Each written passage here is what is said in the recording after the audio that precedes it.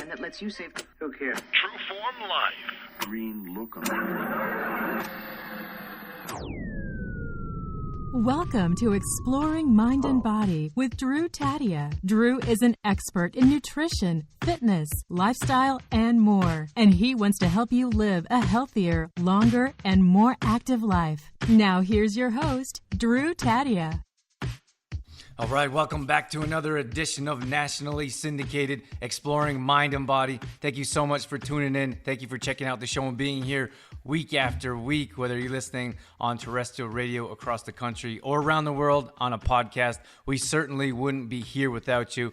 Today I'm bringing on Erin Wathen, and I want to tell you about her. This is a great interview, another fantastic guest that we have coming on. I'm so grateful for our guests that continue to come on week after week. Erin is a holistic health coach, food abuse counselor, and author of Why Can't I Stick to My Diet, which is what we'll be talking about today. She's originally from the West Coast, and she's worked in human resources in New York City for many years. Her philosophy is that health isn't a number on a scale or how often we exercise, but our lives as a whole. She partners with her clients to work on solutions that fit into their lifestyle, empowering them to live their healthiest life in our crazy world. So that's, in a nutshell, what we have going on. Again, thanks so much for being here.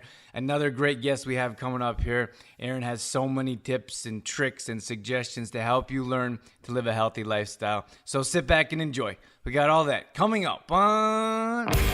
This is Exploring Mind and Body. Naturally improve your lifestyle one show at a time with your host, Drew Tadia.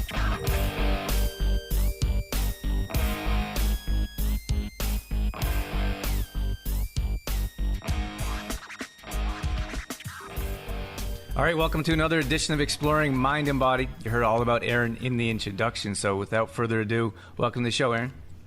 Hey, how are you? Fantastic. We're excited to have you here talking about why I can't stick to my diet. So tell us how you got into this, maybe a bit about your background and what you have going on.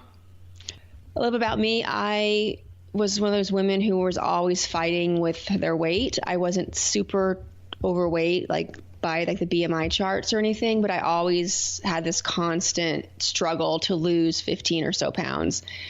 I called the white noise in the back of my mind of how many calories I'd eaten, if I could fit in my jeans by Friday, this never ending constant internal conversation.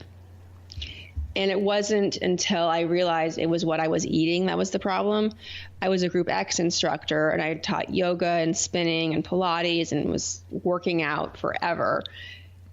And yet I never really saw the connection between what I was ingesting and the lack of results because I worked out so much. And it wasn't until I got into the nutrition side that I could see if that was the problem. So the reason I wrote Why Can't I Stick to My Diet was because that's the question I asked myself a million times. I would have these really great intentions, every Monday morning of this is the week I'm going to do it. This is the week it's finally going to all click, whether it be Weight Watchers or, the cabbage soup diet or whatever, name the diet of the week. And yet it wouldn't take, and I would end up thinking it's the willpower or it's this or that, when there was so much more to it. And a lot of it was, I just am one of those people that really can't have sugar. I can't have artificial sweetener. White flour isn't an option for me. But in the bigger picture, the problem was I never really dealt with my emotional attachment to food. I never dealt with the bigger picture of why I was going to food in a non-fuel-like mindset. Because so many of us at a young age, we go to food very innocently.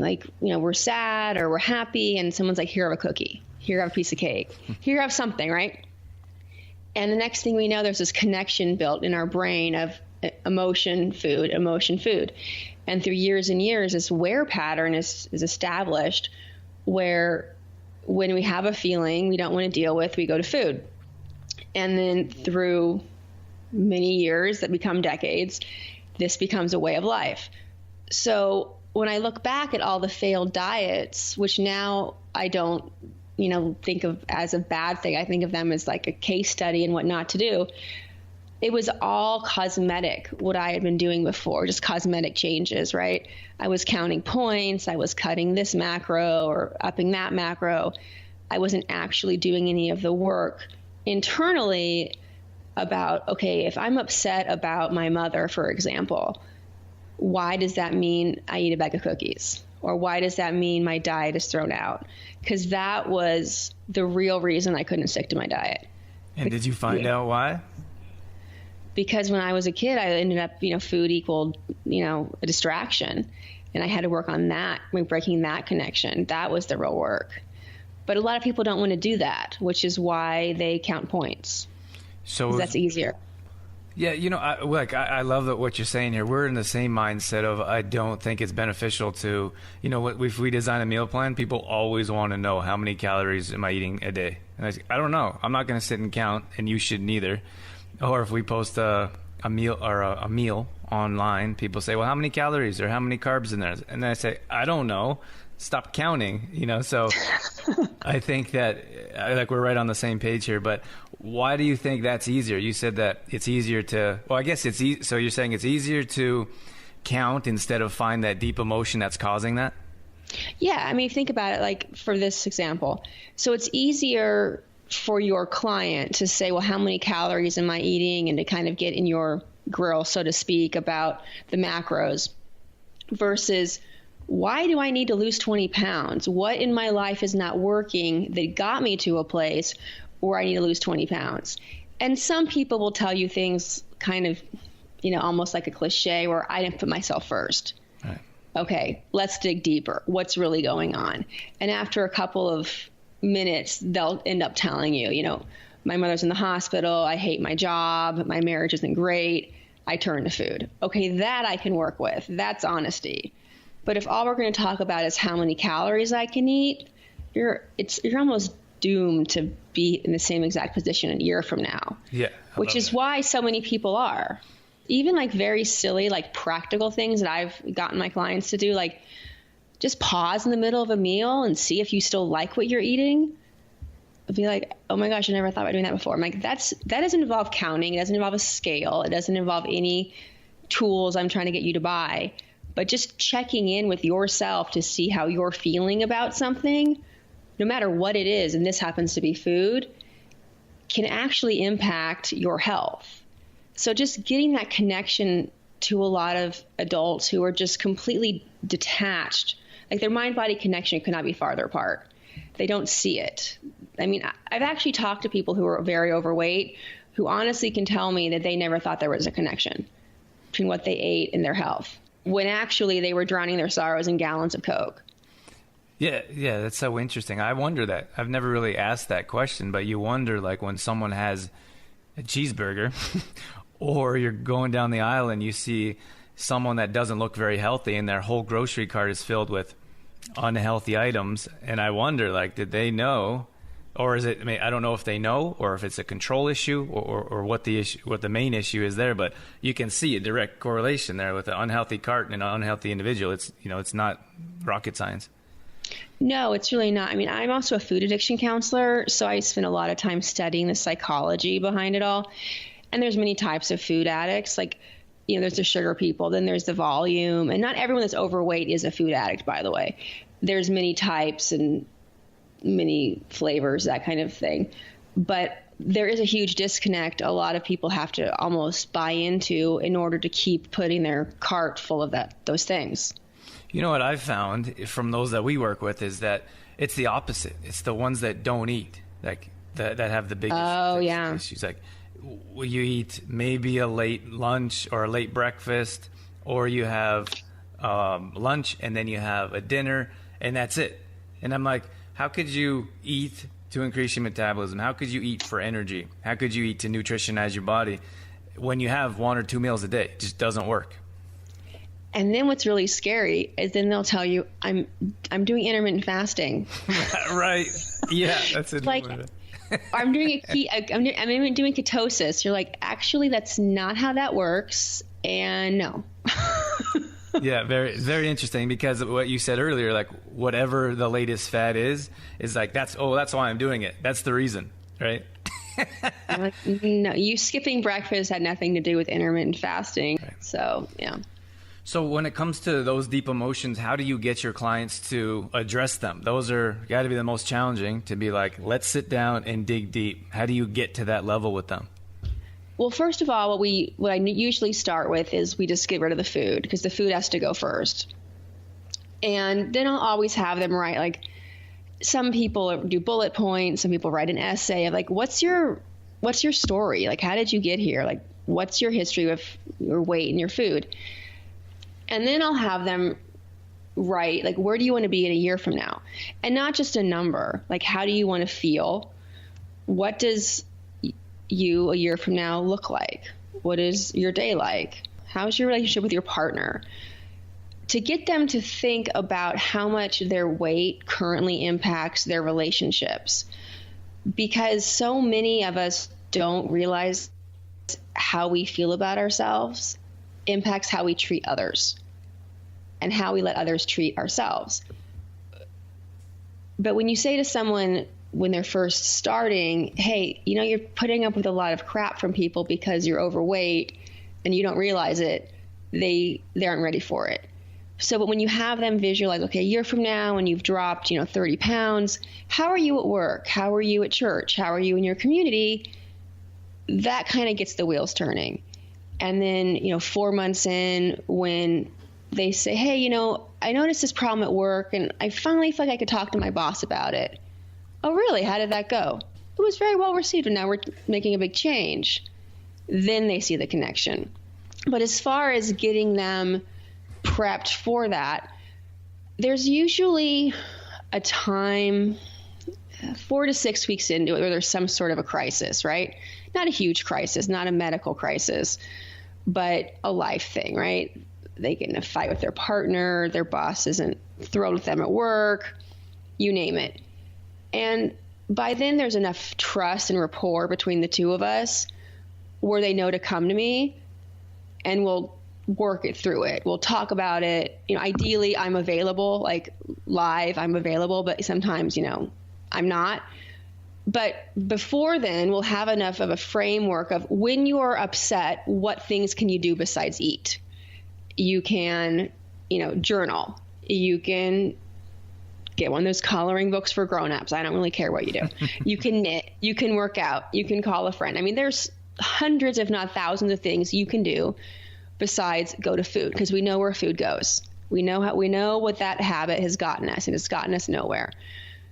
So when I get them to realize this feeling will only take about 20 minutes to subside, and this feeling you're meant to have for a reason, of frustration, of anger, of whatever it is, because you need to address it. So if we just bury it under a sea of Doritos, we're missing an opportunity to fix a situation at work or address the longstanding problem with our mother. While in past years, all we would do is just eat a bag of Doritos, put on the blinders, and go on with our lives. So once they see, okay, I lived through it, the world kept rotating, this can be done, then they start to trust the process more. But it's usually that first fork in the road that they're sort of not really completely believing in me of the process, because most people have been dieting off and on, especially women, for years, if not decades. So until we have that first fork in the road, I like to call it, then they're like, okay, I'm all in. Because they'll say, like, I was kind of holding back a little bit. And I'm like, yeah, I know, it's fine. I totally get it. I knew that. And if you weren't, I would think it was, whatever. But once they see, okay, that's possible. I'm now someone that doesn't overeat when I'm upset. I can handle my feelings. And, oh my gosh, the sun still rose the next day, then it's okay. Because I think once people realize, would you rather be uncomfortable in a body, 23 hours and 40 minutes of the day, or have an uncomfortable feeling for 20 minutes, they see the choices they've been making and how just illogical they were. But when you're in that habit or that pattern for years and years, it's really hard to get out of it. You know what I tell people is that when you have an issue that's not addressed, you deal with that issue until it is addressed. You know, like, so if someone, like, if someone wrongs you, or if you want to need to have a conversation with someone that's been bothering you for a while, if you have that if that's bothering you and you have that conversation, that's going to bother you until you have that conversation. So it could be 20 minutes. But if you continue to let that fester in your mind for minutes and weeks and months and many times years, going back to childhood, then that moment is still happening. You still have that moment going on in your life. You've never gotten over it, and you keep reliving it instead of just dealing with it and moving on, which could be more challenging than just that. But you're still hanging on to that for the rest of your life, which is detrimental to our health, as we know. Agreed. Absolutely. I mean, I think, too, it's just learning new behaviors, and that takes time to really establish them. Erin, tell me about, you mentioned here when, how do I say, how food affects you or how you feel about yourself. That is also reflected on how you treat other people. That was interesting to me. Tell me more details about how you said that. Do you know what I mean? Do you remember when you said that a few minutes ago? Yeah, I remember that. So when we feel bad about ourselves, like when we binge and we are in this like shame cycle, are we the best version of ourselves we could be? Odds are you're not. I know I wasn't. You know, when I was super strung out on sugar, and the next day when I'd wake up and dealing with my kids, and then I would immediately go to like slam a bunch of Diet Coke because my head was throbbing. And then my kids were just like kids. They aren't any worse or any better than anyone else's kids, probably about the same. I wasn't the world's most patient person. I'm not saying I'm most patient now, but looking back on it and seeing how I was short, I was crabby, I was a little bit bitchy perhaps, because I was embarrassed, and also the chemical reaction, everything I was eating was making me short-tempered, you know, and also there's a huge, like, just this sugar crash is just a fact. But also psychologically, when we're doing something we know is self-destructive and then we're hiding it, even if it's something seemingly innocuous like sugar, which isn't socially unacceptable, but it still has an addictive quality to it, we're ashamed of ourselves. So we're not usually our best selves because we're so stuck in our head trying to figure out like what happened, how it can happen again, how it's not our fault. Instead of engaging with you right now, I could be in this completely different space because of what I have just eaten if I was still in those habits. So if you're kind of miserable from the food that you've been eating, you feel miserable yourself, so you treat other people miserably. Absolutely. And I think it's one of those strange phenomenons we don't even know we're doing until we're off of all of those foods that affect our behavior. I mean, think of kids like the day after Halloween. They are like the Walking Dead. I mean, they stayed up late. They had a bunch of junk. You're trying to get them out of their beds. They're really grumpy and nasty because they're all strung out on sugar. And it's going to be the same thing on Monday after Easter. I guarantee it. Because you have this collective, like, hungover, sugar hungover kids all across the land. And they're not going to be the nicest kids in the world because they're going to be grumpy and they're not necessarily their best selves. But if you have that sort of behavior year after year, it absolutely impacts how you treat other people. But how you treat other people is almost always a reflection of how we feel about ourselves. Right. Tell me how we allow other people to treat us in that same regard. Sure. So if you don't really like yourself, are you going to have healthy boundaries? Are you going to think of the world in black and white? Most likely, you're going to think that you either have this, I'm either nasty or I'm a pushover, when actually you can be firm and nice. You can just show people how they're going to treat you, or, you know, mirror it, and have a very productive, happy life without thinking the world is a place where you have to be a bull in a china shop.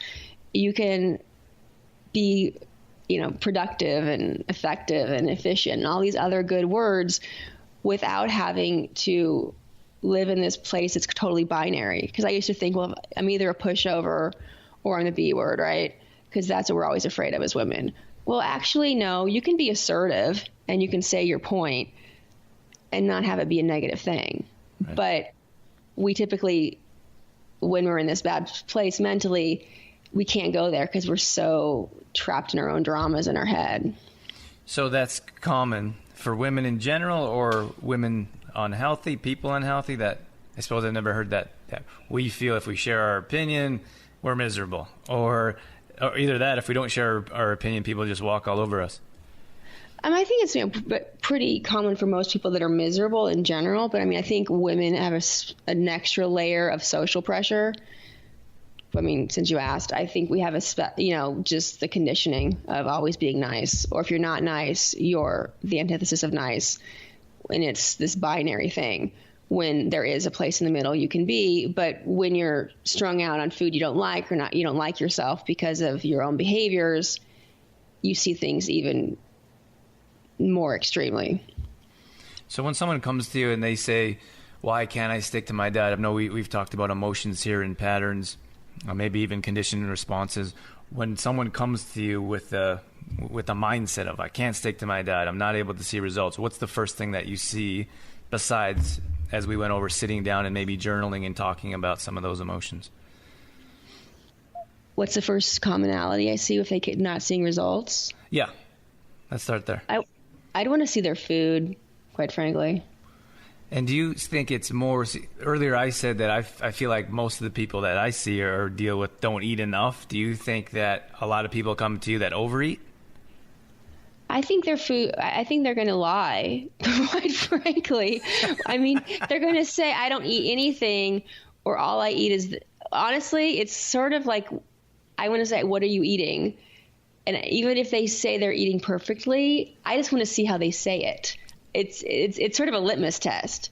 Because if they say something like, well, I've been eating nothing but Burger King and I haven't really been trying, I'm like, okay, at least you're being honest. Right. But if all the justifications and the excuses start spewing out, I go, all right, like we got so much work to do. Because the Burger King person, I can at least, all right, you're being honest. Right. You at least can see it. You can help. But the excuses, right? Or at least we can talk about it. But the excuses and the justification person, like they don't even know where they're at. They can't even see the problem. Because yeah, sure, maybe mangoes are healthy in small amounts, but eating an entire bag of dried mangoes is not necessarily a good idea. So I was laughing earlier because when I started out, nutrition was something I was passionate about. I started out in fitness, but that translated more into nutrition because I'm more passionate about that. But I started to look at nutrition journals, and some of the ones that came in were perfect, like absolutely perfect. So I was like, that's a lie. Like, mm-hmm. Why is it perfect? And then B is like, if you're going to like openly lie to me, I can't help you. If you're not going to tell me exactly what you're eating, how can I help you? And that was like, It was very shocking to me. And maybe even at this point in my career in life, I don't completely understand, like, if you're just going to lie about it, and it's an open lie, this is what I've ate, which everyone knows you haven't, how can we help? No, I agree. I used to work at Weight Watchers for a while, and I used to weigh people in, right? And there would be people that would come in and get down to their underwear to weigh in. I just remember it was fascinating, right? Because you weigh what you weigh, whether you come in or not. In the same way with your journal. Like you can write down a novel that is completely fiction, right, but you know what you put in your face. So why they're bothering to lie to you is a much bigger problem than if they ate a cheeseburger. Like the lying to you and the lying to themselves, that's, I think, way more problematic than if they went off the rails and owned it. But with people that would come and take off all their clothes and all these like really weird things they would do, and then they would always start talking to me about it. I would just be sitting there with like the little journal I had and the stickers, just trying to get them like the line moving, because almost always they would start just justifying what had happened, or they've been on a cruise, and right. And I was just sort of observing this entire thing, but they were always telling me like what had been going on in their week for why they didn't lose weight. And by the way, I never asked. They would even have us practice reactions we would have these little drills because no, for real, they would have us practice because sometimes to someone who had gone on a cruise and had gained 7 pounds, they were thrilled because last year they gained 10 pounds. Oh my God. And then other times people that had gained 7 pounds would start to cry. So they would have us practice saying, well, you're up 7 pounds. For real. I'm honest to God, they'd have us do this. You're up 7 pounds this week, Drew. And then your reaction, you would start to cry or you would start to like do a happy dance, would stimulate how I would, well, you know, the whole thing would happen then, right? So based upon your reaction, then I would go, you know, A or B, right? Because to some people, 7 pounds is a victory. Other people, it was a tragedy. So it's interesting when people lie on their food journals because your body, it doesn't matter. Your body's not going to fall for it. Your body gained weight or your body lost weight last week.